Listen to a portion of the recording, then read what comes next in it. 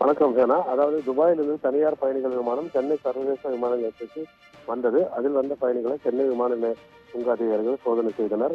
அப்போது சென்னையை சேர்ந்த ஆண் பயணி ஒருவர் சுற்றுலா பயணியாக துபாய்க்கு சென்றுவிட்டு இந்த விமானத்தில் திரும்பி வந்தார். அவர் மீது சுங்க அதிகாரிகளுக்கு சந்தேகம் ஏற்பட்டது. அவரை நிறுத்தி உடல்களை சோதித்தனர். அப்போது அவருடைய ஆடைக்குள் மறைத்து வைத்திருந்த 490 கிராம் தங்கப்பசையை கண்டுபிடித்தனர்.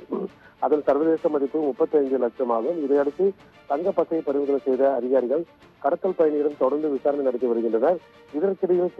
இதற்கிடையே சிங்கப்பூரிலிருந்து மற்றொரு தனியார் பயணிகள் விமானம் சென்னை சர்வதேச விமான நிலையத்துக்கு வந்தது.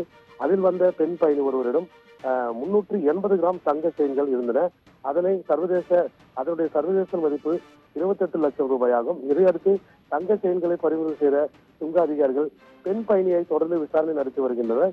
சென்னை விமான நிலையத்தில் நடந்த சோதனையில் அடுத்தடுத்து வந்த துபாய், சிங்கப்பூர் ஆகிய 2 விமானங்களில் கடத்தி கொண்டு வரப்பட்ட 63 லட்சம் மதிப்புடைய 870 கிராம் தங்கம் பறிமுதல் செய்யப்பட்டு ஒரு பெண் உள்பட 2 கடத்தல் பயணிகள் சிக்கிய சம்பவம் சென்னை விமான நிலையத்தில் ஒரு பரபரப்பை ஏற்படுத்தியுள்ளது.